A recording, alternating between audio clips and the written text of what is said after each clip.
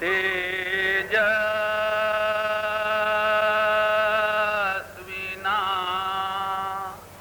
વધિતમાસ્તુ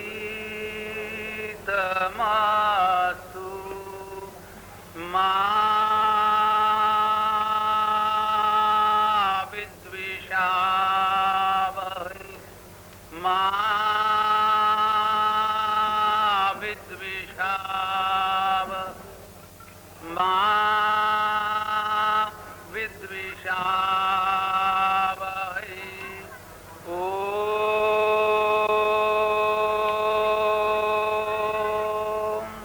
શાંતિ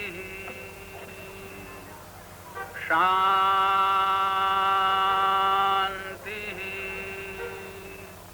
શાંતિ. યં શૈવા સમુપાસતે શિવ ઇતિ બ્રહ્મેતિ વેદાંતિનો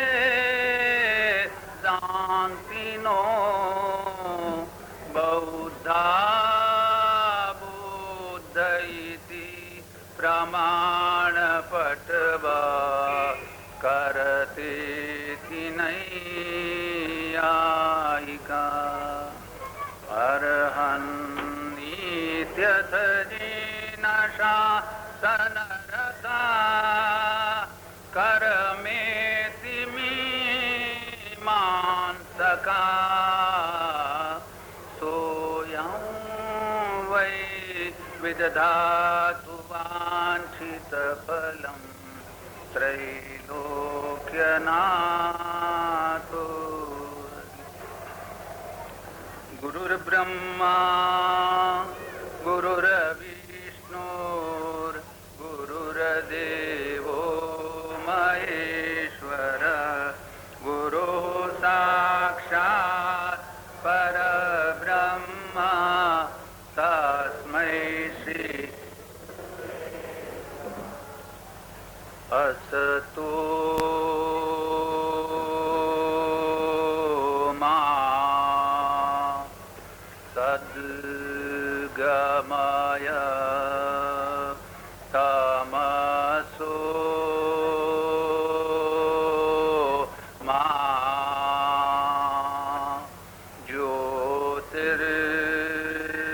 ज्योतिर्गमय मृत्यो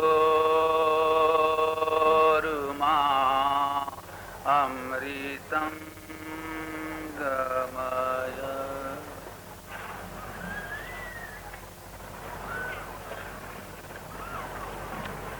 ધર્મપ્રેમી સજ્જનો, માતાઓ, યુવકો, યુવતીઓ, બાલક બાલિકાઓ સર્વ વારંવાર સસ્નેહ જય ભગવાન. સમસ્ત પર્વોના મુકુટમણિ સમૂહ આજે જ્ઞાન પર્વ છે. જો તેનો અંતર્ભાવ સમસ્ત શ્રેષ્ઠ પર્વોમાં ન કરવામાં આવે તો તેમનું પર્વપણું કદાપી સિદ્ધ ન થઈ શકે. આમ આ પર્વ એક દેશીય પણ છે અને સર્વદેશીય પણ. ભારતમાં તો શ્રી ભગવાનને જ ગુરુના પણ ગુરુ માનવામાં આવે છે. કૃષ્ણમ વંદે જગદગુરુમ, શિવમ વંદે જગદગુરુમ. ભગવાન વ્યાસજી જ્ઞાનાવતાર હોવાથી તેમને પણ જગદગુરુ માનવામાં આવ્યા છે. આજના પર્વનું એક નામ વ્યાસ પૂર્ણિમા અને બીજું નામ ગુરુ પૂર્ણિમા છે. ભગવાન વ્યાસ સર્વના ગુરુ છે. તેઓ જ્ઞાન નિધિ છે. તેમના રચેલા ગ્રંથોમાં જ્ઞાનનો મહાનિધિ જ ગુહવી રહ્યો છે. ભારત વર્ષ જ્ઞાનની સંપત્તિથી અત્યંત સમૃદ્ધ છે. છતાં તે આજે નિર્ધનતાને કારણે જ્ઞાનની ઉપાસના કરી શકતો નથી, તેમજ તેનું ગૌરવ પણ લઈ શકતો નથી. આવા અનુપમ અને અદ્વિતીય પર્વના દિવસે હું મંગલ પ્રવચન કરું એવું સર્વ ઈચ્છે તે સ્વાભાવિક છે. મારા સંન્યસ્ત જીવનના પ્રારંભમાં હું જ્યાં ત્યાં ગીતા પ્રવચનો કરતો હતો. તે કાળે મને તેમાં અત્યંત રસ પડતો હતો. પ્રવચન મારો અતિ પ્રિય વિષય હતો, પરંતુ છેલ્લા 14 વર્ષના મૌન અને એકાંતવાસે મારા સ્વભાવને સંપૂર્ણ બદલી નાખ્યો છે. મને હવે પત્ર વ્યવહાર, લિખિત વાર્તાલાપ, પ્રવાસ અને જનસંસર્ગ લેશ પણ ગમતા નથી. આમ છતાં મારે તેમને સ્વલ્પ પ્રમાણમાં પણ સ્વીકારવા જ પડે છે. સ્વતંત્ર બોલવાની ઈચ્છા થતી જ નથી. જો બોલું છું તો તેમાંથી મને ઉત્સાહ અને આનંદ પ્રાપ્ત થતો નથી. આ કારણે હું આજે વાચનનો આશ્રય લઉં છું. ક્ષમા કરજો. હાલ હું શ્રીમદ ભાગવતના 10મ સ્કંદ પર લખી રહ્યો છું. તેમાંથી એક પ્રસંગ વાંચી સંભળાવીશ. હું જે પ્રસંગ વાંચી સંભળાવવાનો છું તે પ્રસંગ આજના ગુરુ પૂર્ણિમાના શુભ અવસરને અનુરૂપ છે. કારણ કે તેનાથી ભગવાન શ્રી કૃષ્ણચંદ્રજીનું, ભગવાન શ્રી સદાશિવજીનું અને ભગવાન શ્રી વ્યાસજીનું સંસ્મરણ થશે. આ ત્રણેય જગદગુરુઓ છે. તે લેખના વાચન પછી મંત્રયોગ નામનો એક સંક્ષિપ્ત લેખ જે મેં આજના પર્વ નિમિત્તે લખ્યો છે તે વાંચી સંભળાવીશ. આપણે ત્યાં સમાજમાં સર્વત્ર મંત્રયોગનું જ પ્રચલન છે.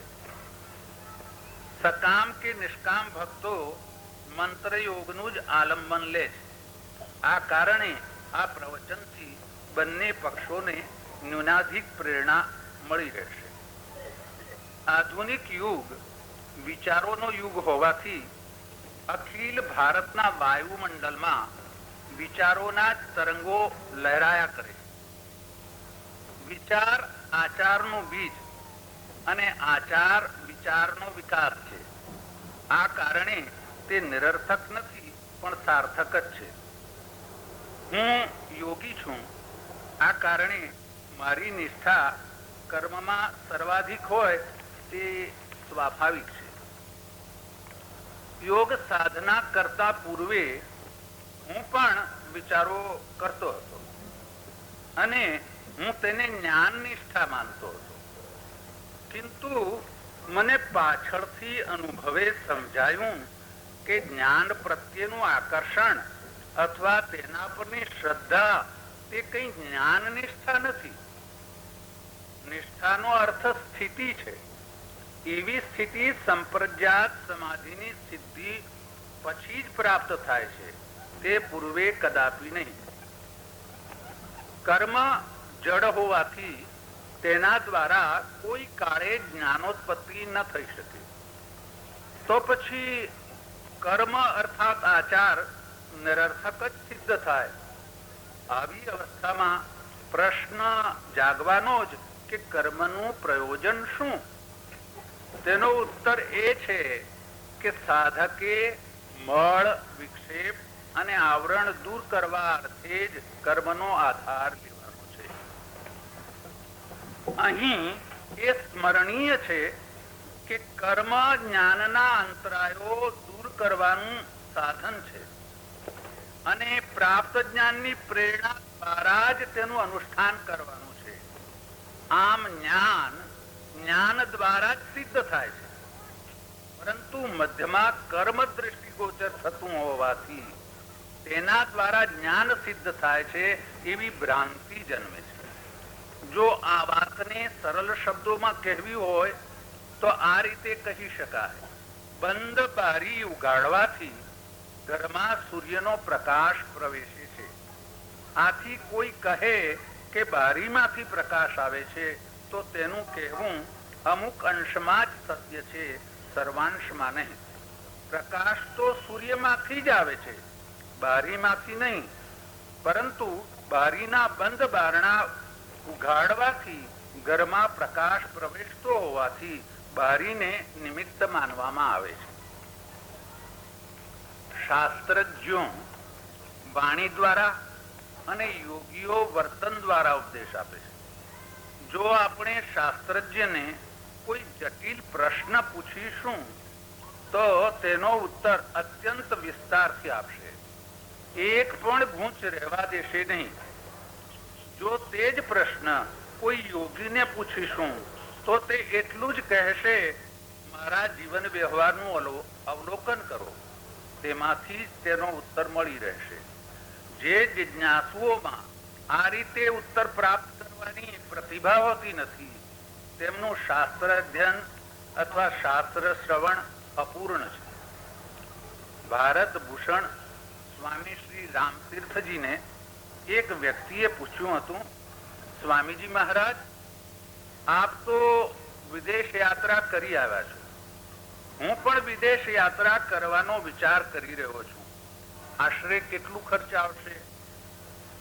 તેઓ મીઠું મલક્યા અને બોલ્યા, એક પાઈ પણ નહીં. પ્રશ્નકર્તાએ કહ્યું, આપ સંન્યાસી છો એટલે આપને એક પાઈનું પણ ખર્ચ ન વેઠવું પડે તે માનવા યોગ્ય છે, પરંતુ હું તો સંસારી છું.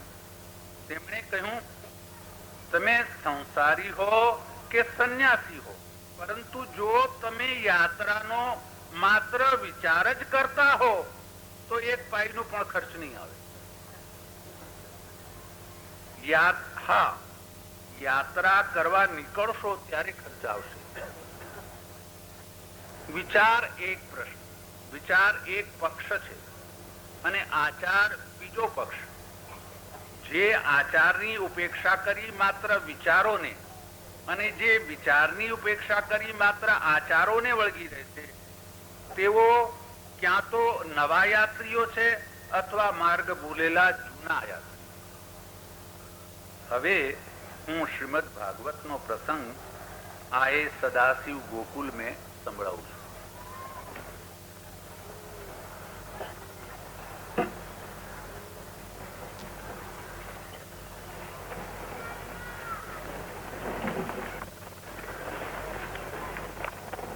ભગવાન સદાશિવજી નીરવ સ્મશાનમાં નિત્ય નિયમ પ્રમાણે સમાધિ અર્થે આવે છે.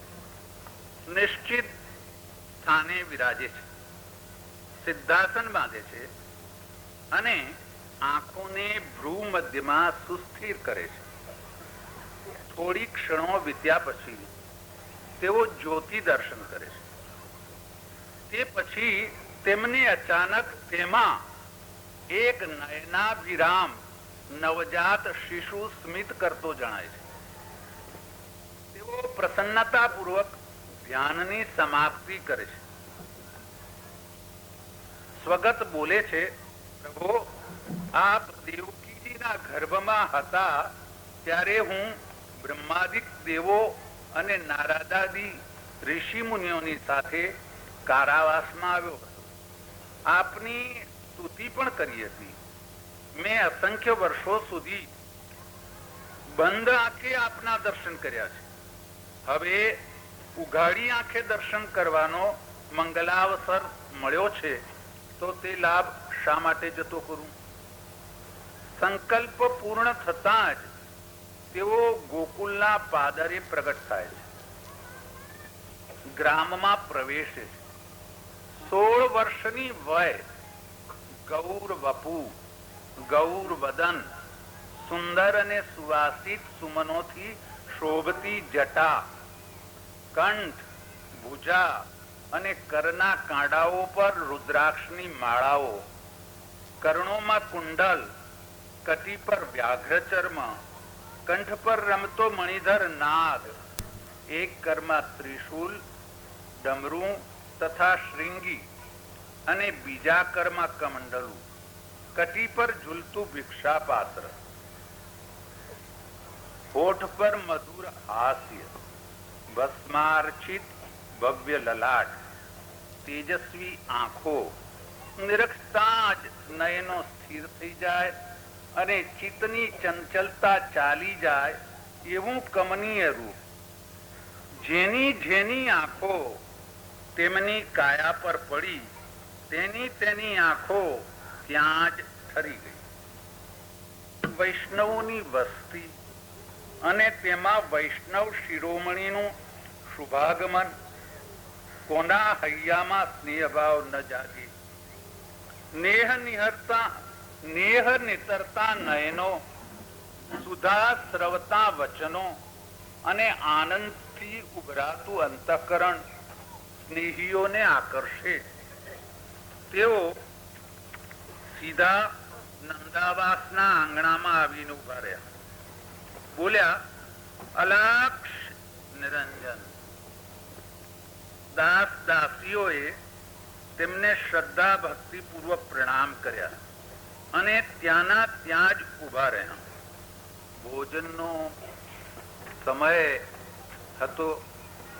ભિક્ષા લેવા આવ્યા હશે એવું અનુમાન કરી એક દાસી ઉતાવળે પગલે નંદરાણીજીની પાસે પહોંચી ગઈ. બોલી, રાણીજી, આંગણામાં કોઈ અવધૂતજી આવીને ઉભા છે. માત્ર 16 જ વર્ષના છે. ગૌર સ્વરૂપ છે, મહા તેજસ્વી છે. જાણે ભગવાન સદાશિવ જ કૈલાસ પરથી ઉતરીને ના આવ્યા હોય. જા, રસોડામાં જઈ ભોજનનો થાળ તૈયાર કરાવો. દાસી ચાલી ગઈ. સ્તનપાન કરી સંતૃપ્ત થયેલા લાલાને પારણામાં સુવાડી તેઓ આવાસના ઓટલા પર આવ્યા અને સદાશિવજીના સૌમ્ય સ્વરૂપના અનુપમ દર્શન કરી અત્યંત પ્રસન્ન થયા. સમીપ જઈ પ્રણામ કર્યા.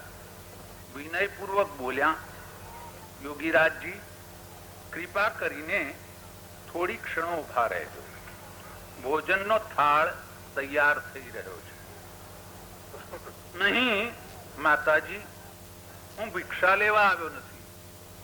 તો મેં સાંભળ્યું છે કે આપે પુત્રને જન્મ આપ્યો છે. યશોદાજીના વદન પર લજ્જા છવાઈ ગઈ. તેમના પોપચા નીચે ઢળી પડ્યા. તેમણે ધીમેથી ઉત્તર આપ્યો, હાજી, હું શ્રીહરિ અને સંતોના અસીમ અનુગ્રહથી પુત્રની માતા બની છું. માતાજી, આપનો બાળક કોઈ સામાન્ય બાળક નથી. ભગવાન વિષ્ણુનો અવતાર છે. હું તેમના દર્શન કરવા આવ્યો છું. નંદરાણી ખડખડાટ હસી પડ્યા. પછી બોલ્યા, યોગીરાજજી, આપનું દિવ્ય સ્વરૂપ જોઈ ભગવાન સદાશિવજીનું સ્વાભાવિક સ્મરણ થયા કરે છે. તેમાં આપનું આ ભોળ પણ જોઈને તો આપના શ્રી ચરણોમાં અપાર શ્રદ્ધા ઉપજી છે. આપ મહાન યોગી છો, તેથી શ્રીહરિને સર્વત્ર નિહાળો તેમાં આશ્ચર્ય શું? હું તો ભરવાડન છું. મારો બાળક ભરવાડ જ હોઈ શકે, ભગવાન નહીં. છતાં તે અતિશય ભાગ્યશાળી હોવો જોઈએ.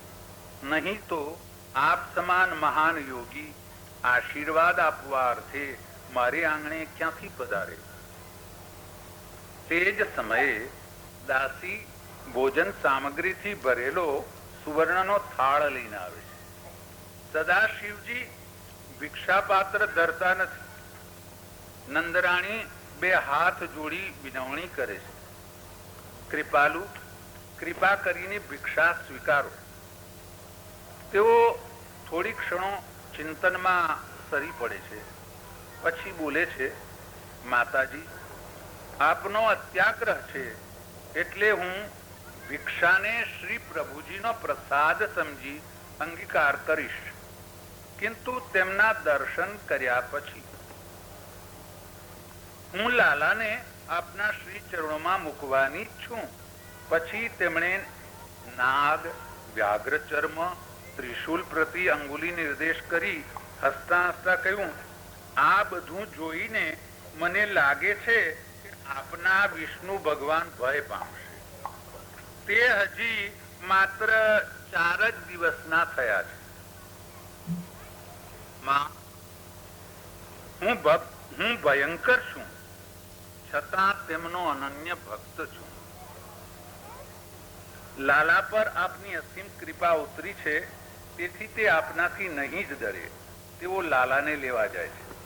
સદાશિવજી આંગણામાં પલાઠી વાળીને બેસે છે. ત્રિશુલ અને કમંડલું ભૂમિ પર મૂકે છે. થોડી વારમાં નંદરાણી લાલાને લઈને આવે છે અને સદાશિવજીની છેક સમીપ ઉભા રહે છે. પછી લાલાના મુખ સામે જોઈને તેને કહે છે, જો તારે આ યોગીરાજની પાસે જવું છે. લાલો સ્મિત કરતો કરતો સદાશિવજીને નિહાળે છે અને નાનકડા 2 કર પ્રસારી તેમની પાસે જવા ઉછાળા મારે છે. હર્ષભરી કિલકારીઓ કરી મૂકે છે. યશોદાજી બોલી પડે છે, યોગીરાજજી, આપે તો મારા લાલા પર જાદુ કર્યો લાગે છે. માં, જાદુ તો તેણે મારા પર કર્યો છે. તેથી જ હું અરણ્યને છોડી અહીં ગામમાં દોડી આવ્યો છું. તેઓ લાલાને તેમના શ્રી ચરણોમાં મૂકી દે છે. સદાશિવજી અત્યંત શીઘ્રતાપૂર્વક તેને ઊંચકીને પોતાના ખોળામાં પધરાવે છે અને તેની આંખોમાં સ્નેહભરી આંખો પરોવે છે. શ્યામ પણ મીટ મારતો નથી અને સદાશિવજી પણ મીટ મારતા નથી. બંને જણ એકબીજાને પ્રસન્નતાપૂર્વક નિહાળ્યા કરે છે, જાણે જુગ જુગના 2 અનન્ય પ્રેમીઓ એકત્ર થયા ન હોય. સદાશિવજી લાલાને 2 હાથ જોડે છે. નાનકડો લાલો પણ પોતાના 2 હાથ ભેગા કરે છે. દર્શકોના મુખ મલકી ઉઠે છે. નંદરાણીજી હસીને બોલે છે, યોગીરાજજી, આશ્ચર્યની વાત છે કે આ તમારા કંઠે વીંટાયેલા નાગને નિહાળીને પણ લાલો ડરતો નથી. માં, એ તો શેષશાહી વિષ્ણુ છે. નાગની શૈયા પર જ નિત્ય શયન કરનારો છે. તે આ 1-2 હાથ લાંબા નાનકડા નાગથી ડરે ખરો કે? તેઓ લાલાને હૈયા સસ્તો ચાંપી તેને પાછો યશોદાજીના કરમાં પધરાવે છે. એવું નહીં, આપ એના મસ્તક પર હસ્ત મૂકો અને એને શુભાશીર્વાદ આપો. ભૂમિ પર પડેલા ત્રિશુલ અને કમંડલું ઉઠાવી સદાશિવજી ઉભા થાય છે. લાલાને પુનઃ પ્રણામ કરે છે અને તેના મસ્તક પર હસ્ત મૂકે છે. કહે છે, માં, તારો આ લાલો ઘણો મોટો રાજા થશે. યશોદાજી અત્યંત પ્રસન્ન થઈ જાય છે. એક ગોપી હસતી હસતી પૂછે છે, જોગી મહારાજ, એના ભાગ્યમાં રાણીઓ કેટલી છે? 16,108. એકઠા થયેલા ગોપીઓના વૃંદના મુક્ત હાસ્યથી વાતાવરણ ધ્વનિત બની જાય છે. એક જણી બોલે છે, બાપ રે બાપ, એક લાલાના કુટુંબ માટે એક મોટું નગર જ વસાવવું પડશે. બીજી ગોપીએ વિનોદના હિલોળાને બળપૂર્વક ધક્કો મારતા કહ્યું, એક નગરથી શું થવાનું છે? પુત્રો અને પૌત્રો માટે બીજા નગરો પણ વસાવવા પડશે. દાસી સદાશિવજીનું ભિક્ષા પાત્ર ભિક્ષાથી પરિપૂર્ણ ભરી દે છે. તેઓ ભિક્ષા પાત્ર લઈ નંદનંદન સમક્ષ આવે છે અને તેમની સમક્ષ નિવેદન કરે છે. થોડી ક્ષણો આંખો મીચી ઉભા રહે છે, પછી આંખો ઉઘાડી પુનઃ દર્શન કરે છે અને પ્રસન્નતાપૂર્વક મોટેથી અલક્ષ નિરંજન બોલી ચાલવા મળે છે. ઉભેલા ગોપ ગોપીઓ શ્રદ્ધા ભક્તિ પૂર્વક પ્રણામ કરે છે. સદાશિવજીની આંખો ઉઘાડી જ છે. તેમને વ્રજભૂમિના રજકણે રજકણમાં, વૃક્ષોના પરણે પર્ણમાં અને ગોપ ગૃહોના અણુએ અણુમાં તેમજ ઊંચે નીચે સર્વત્ર બાળકૃષ્ણ જ દેખાયા કરે. ગોપો બાલકૃષ્ણ, ગોપીઓ બાલકૃષ્ણ, ગાયો બાલકૃષ્ણ, પશુ પક્ષીઓ બાલકૃષ્ણ, યમુના બાલકૃષ્ણ, બધું જ બાલકૃષ્ણ. ભગવાન જ ભગવાન છે. ભગવાન જ ભગવાન છે. ભગવાન જ ભક્ત છે. ભગવાન જ ભક્ત છે. ભગવાન જ ભક્તિ છે. સર્વમ ખલવિદમ બ્રહ્મ. આ રીતે સદાશિવજીનો પ્રસંગ પૂરો થાય છે. હવે બીજું પ્રવચન લાકડાના લાડુ જેવું છે. એ છે યોગનું પ્રવચન. કઠણ તો પડશે જ, પરંતુ જેટલું તમારા હાથમાં આવશે તેટલો તમને લાભ થશે.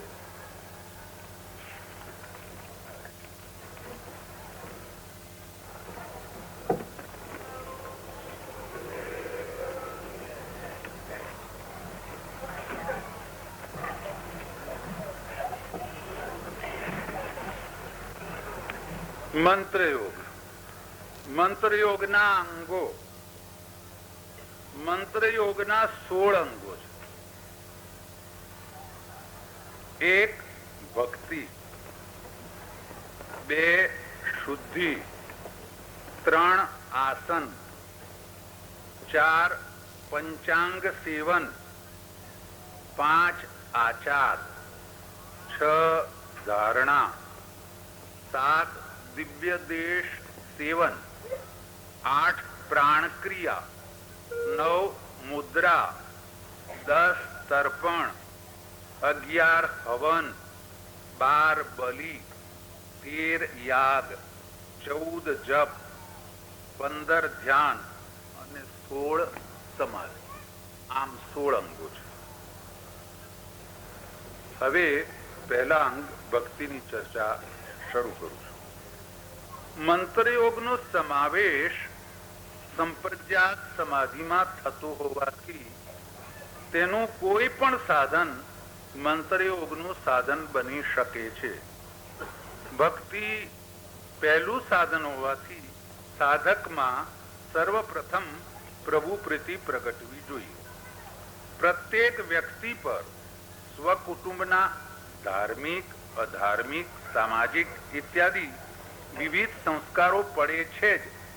પછી તે જિજ્ઞાસાથી પોતાના પ્રિય ક્ષેત્રમાં પ્રવેશી પ્રગતિ સાધે છે.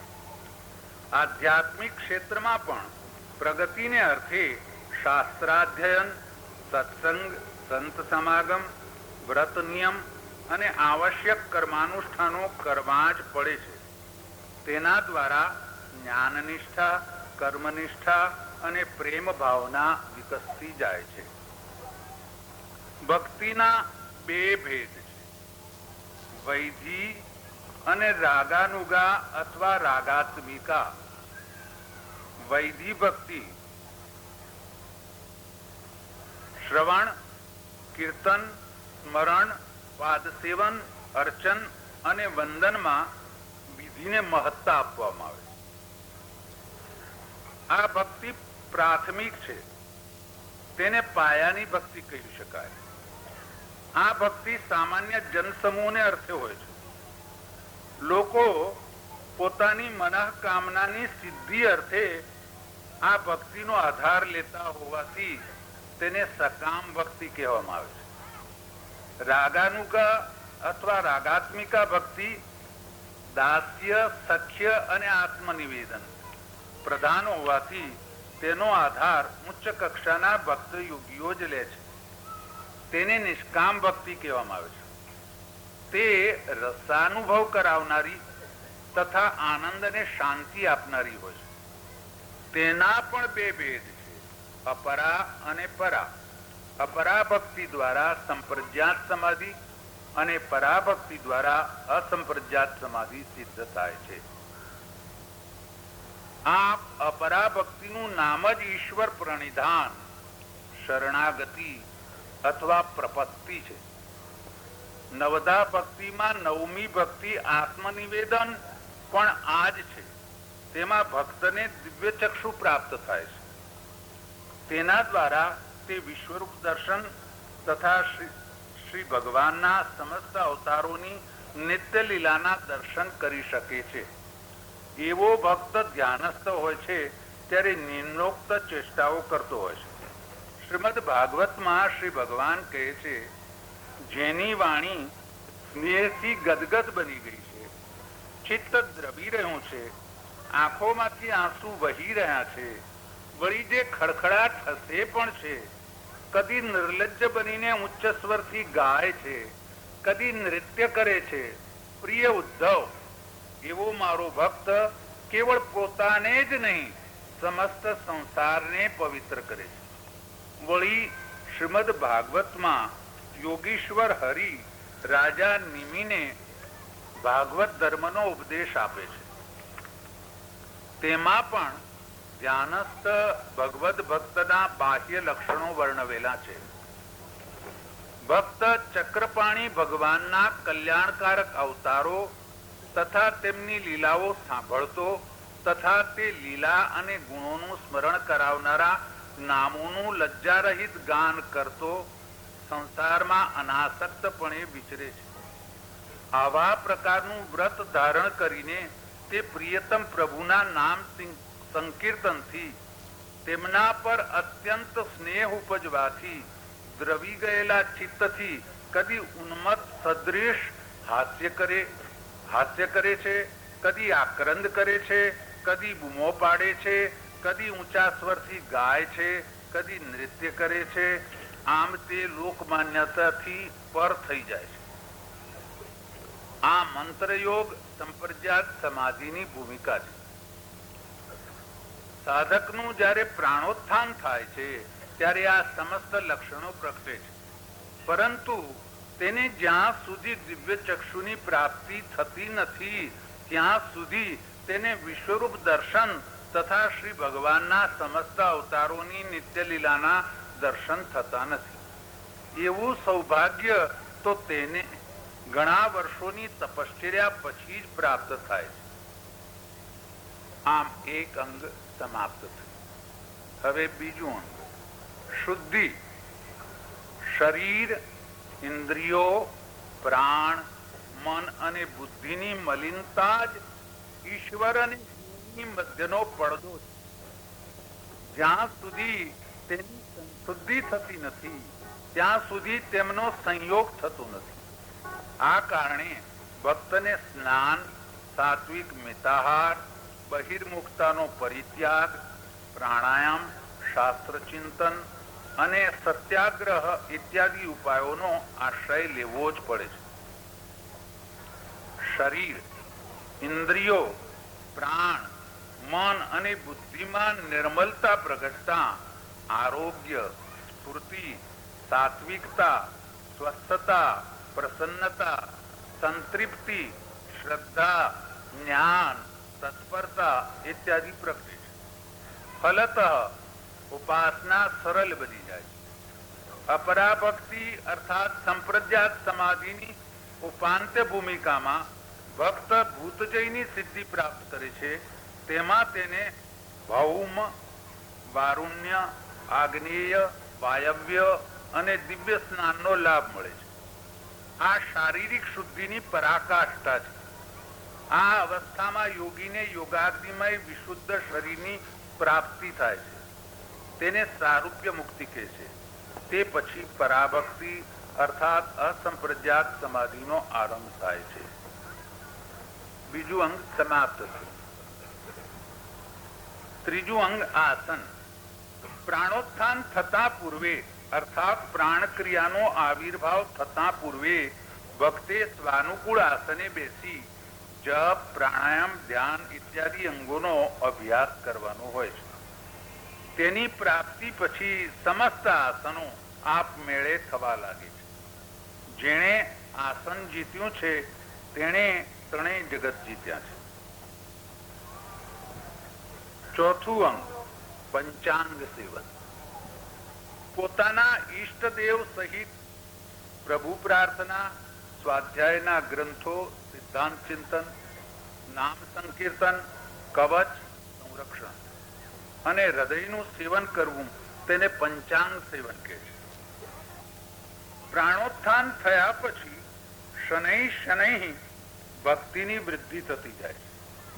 સત્વગુણ વધવાથી જ્ઞાન સમૃદ્ધ થતું જાય છે અને પ્રભુની સેવા અર્થાત તદર્થ કર્મ માં મન તદાકાર થતું જાય છે. તે ભૂમિકામાં આપોઆપ નામ સંકીર્તન થવા લાગે છે અર્થાત અનાહત નાદ ઉદ્ભવે છે. તેને જ મંત્ર ચૈતન્ય કહે છે. કવચ અને હૃદયનું રહસ્ય ભક્તિ યોગની બે ભૂમિકાઓ વટાવ્યા પછી જ સમજાય છે.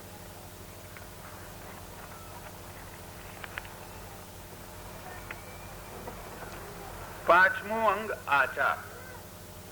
પ્રકૃતિની વિભિન્નતાને કારણે સાત્વિક સાધક માટે દિવ્યાચાર, રાજસી સાધક માટે દક્ષિણાચાર અને તામસી સાધક માટે વામાચારનું વિધાન છે. સત્ય વૃત્તાંત તો એ છે કે ત્રણેય પ્રકારના સાધકોમાં ન્યૂનાધિક પ્રમાણમાં ત્રણેય ગુણો હોય છે. તેથી ત્રણેય સાધકોએ તમોગુણ અને રજોગુણનું દમન કરી સત્વગુણને સમૃદ્ધ કરવો પડે છે. આ બંને ગુણોને તરીને પાર ઉતરવાનું કાર્ય અતિ દુષ્કર હોવાથી લાખો સાધકોમાંથી કોઈ એક વિરલો સાધક સત્વગુણની સીમામાં પ્રવેશી શકે છે. તમોગુણી સાધક અજ્ઞાનને કારણે સમીપ ઉભેલા દિવ્યાચારને ઓળખી શકતો નથી. તેથી તે વામાચાર ભણી વળે. રજોગુણી સાધક સંદિગ્ધ જ્ઞાનને કારણે સમીપ ઉભેલા દિવ્યાચારને ઓળખે છે તો ખરો, પરંતુ આ તે હશે કે કોઈ બીજો એવી શંકા થવાથી તેના પર તેની શ્રદ્ધા સ્થિર થતી નથી. તેથી તે દક્ષિણાચાર ભણી વળે છે અને સત્વગુણી સાધક જ્ઞાનને કારણે સમીપ ઉભેલા દિવ્યાચારને શાસ્ત્ર વચનોના આધારે ઓળખી કાઢે છે અને તેને આત્મસમર્પણ કરી દે છે. છઠ્ઠું અંગ ધારણા. બહિર્ધારણા અને આંતરધારણા. આમ ધારણા બે પ્રકારની છે. આરાધ્ય મૂર્તિ અથવા આરાધ્યના ચિત્રમાં મનને જોડવું તેને બહિર્ધારણા કહે છે અને મનને આત્માભિમુખ કરવું તેને આંતરધારણા. ભક્તને આરાધ્યની મૂર્તિ કે તેના ચિત્રનું આલંબન શરણાગતિની ભૂમિકા પ્રાપ્ત ન થાય ત્યાં સુધી જ લેવાનું હોય છે. પછી તેની આવશ્યકતા પડતી નથી, કારણ કે યોગ પ્રવેશ થયા પછી તેની દિશા જ બદલાઈ જાય છે. તે આદિમાં સ્થૂળ વિષયો અને મધ્યમાં સૂક્ષ્મ વિષયોને પકડી પ્રગતિ સાધે છે. આમ તે ક્રમશઃ યોગના સોપાનો પર પદાર્પણ કરતો જાય છે. સાતમું અંગ દિવ્ય દેશ સેવન. દિવ્ય દેશ 16 છે. અગ્નિ, જલ, લિંગ, ઠંડીલ એટલે યજ્ઞભૂમિ, કુડ્ય પાયો અથવા ભીત, પટ ચિત્ર, મંડલ કુંડલી અથવા વર્તુળ, વિશિખ જ્વાળા વિનાનો અગ્નિ અથવા બાણ, નિત્યયંત્ર, ભાવયંત્ર, પીઠ દેવનું સિંહાસન, વિગ્રહ શરીર અથવા રૂપ, વિભૂતિ શક્તિ અથવા ભસ્મ, નાભી મણિપુર ચક્ર, હૃદય અનાહત ચક્ર, મૂર્ધા સહસ્રાર ચક્ર. ભક્તને આ દિવ્ય દેશો શોધવા જવું પડતું નથી. ભક્તને આ દિવ્ય દેશો શોધવા જવું પડતું નથી. શરણાગતિની ભૂમિકા પ્રાપ્ત થયા પછી આ દેશોમાં તેના ચિત્તની સ્વાભાવિક ગતિ થાય છે. અર્થાત સ્વાભાવિક થતી ધારણાઓ દ્વારા આ દિવ્ય દેશોનું અનુસંધાન થાય છે. આરંભની ધારણાઓ અતિ ચંચળ હોય છે. તેઓ કોઈ પણ દેશમાં અધિક સમય પર્યંત સ્થિર થઈ શકતી નથી. જેમ જેમ અભ્યાસ વધતો જાય છે તેમ તેમ ધારણાઓમાં સ્થૈર્ય જન્મતું જાય છે. આરંભમાં તો ભક્ત ધારણાઓને ઓળખી શકતો નથી. એવી અવસ્થામાં તે દિવ્ય દેશને સી રીતે ઓળખી શકે? પહેલા ધારણાનો પરિચય થાય છે, તે પછી દિવ્ય દેશ. આ મંત્ર યોગના છઠ્ઠા અંગ ધારણામાં કહ્યું છે, ભક્તને આરાધ્ય દેવ, દેવદેવીઓ, ઋષિમુનિઓ, વિશ્વરૂપ અને શ્રી ભગવાનના સમસ્ત અવતારોની નિત્ય લીલાઓના દર્શન થાય છે. તે આ દિવ્ય દેશોમાં થાય છે. આઠમું અંગ પ્રાણ ક્રિયા. આ પ્રાણ ક્રિયા યોગના અજ્ઞાત, અંધકારપૂર્ણ અને અગણિત અંતરાયો વાળા માર્ગનો દીપક અથવા ભોમિયો છે. આ વાક્યને જરા ફરીથી સાંભળી લો. આ પ્રાણ ક્રિયા યોગના અજ્ઞાત, અંધકારપૂર્ણ અને અગણિત અંતરાયો વાળા માર્ગનો દીપક અથવા ભોમિયો છે. જેના શરીરમાં પ્રાણોત્થાન થઈ ગયું છે તે સાધકને જ્ઞાન નિધિની પ્રાપ્તિ થઈ ગઈ છે. કિંતુ ભૂલવું ન જોઈએ કે હરિનો માર્ગ છે શુરાનો, નહીં કાયરનું કામ જોને. સકામ ભક્તો નિષ્કામ ભક્તિ ન કરી શકે. સકામ ભક્તો નિષ્કામ ભક્તિ ન કરી શકે. જ્યાં સકામ ભક્તિની સીમા સમાપ્ત થાય છે ત્યાંથી જ નિષ્કામ ભક્તિનો આરંભ થાય છે. શરીર, ઇન્દ્રિયો, મન અને બુદ્ધિનો સંચાલક પ્રાણ છે. તેની પાછળ આત્માની સત્તા છે. જ્યારે પ્રાણને આત્માથી પૃથક માનવામાં આવે છે ત્યારે તેને પ્રાણવાયુ કહેવામાં આવે છે, ને જ્યારે તેને આત્માથી પૃથક માનવામાં આવતો નથી ત્યારે તેને આત્મા અથવા ચૈતન્ય કહેવામાં આવે છે. જ્યારે જપ, પ્રાણાયામ, ધ્યાન ઇત્યાદિ યોગાંગોના અનુષ્ઠાનથી સાધકના શરીરમાં પ્રાણોત્થાન થાય છે ત્યારે કરન્યાસ, અંગન્યાસ, માત્રિકાન્યાસ, ઋષિન્યાસ ઇત્યાદિ ન્યાસો સ્વાભાવિક રીતે થવા લાગે.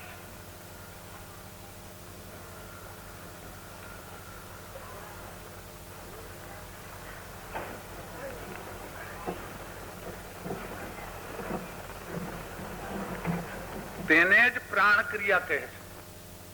જ્યાં સુધી ભક્તના શરીરમાં અનુષ્ઠાન દ્વારા પ્રાણોત્થાન થતું નથી ત્યાં સુધી તે કરન્યાસ, અંગન્યાસ ઇત્યાદિ ન્યાસો સ્વેચ્છાથી કરે છે. તેને સામાન્ય ક્રિયા અથવા માનસ ક્રિયા કહી શકાય. સ્વાભાવિક ન્યાસોની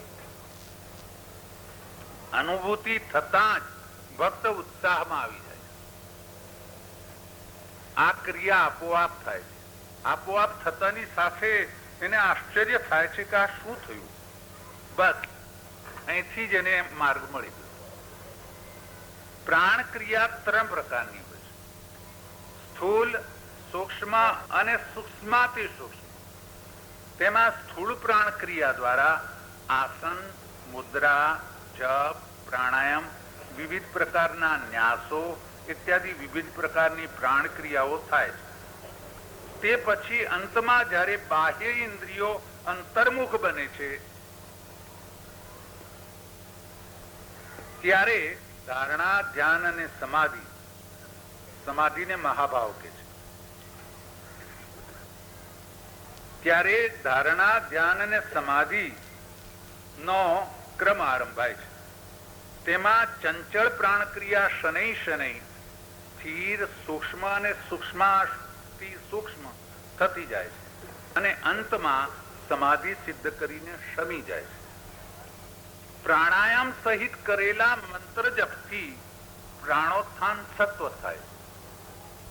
પ્રાણાયામ સહિત કરેલા મંત્ર જપથી પ્રાણોત્થાન સત્વર થાય. ગાયત્રી મંત્ર તો પ્રાણાયામ સહિત જ કરાય. આમ છતાં મંત્ર દ્રષ્ટા અનુભવી સદગુરુ સત શિષ્યની પાત્રતાનુસાર જે માર્ગદર્શન આપે તે જ માર્ગદર્શન પ્રમાણે શિષ્ય વર્તવું જોઈએ. પ્રાણોત્થાન પછી તેના માર્ગમાં અગણિત અંતરાયો ઉપસ્થિત થાય છે.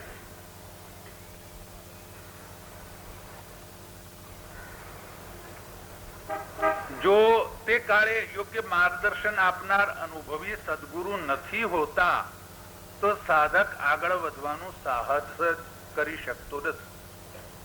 આમાં 2-5 ગુરુઓનું માર્ગદર્શન ન ચાલે. આમાં 2-5 ગુરુઓનું માર્ગદર્શન ન ચાલે. એક જ પરમ શ્રદ્ધેય યોગ પારંગત ગુરુનું માર્ગદર્શન પ્રાપ્ત કરવું જોઈએ. આ કઈ ગાંધી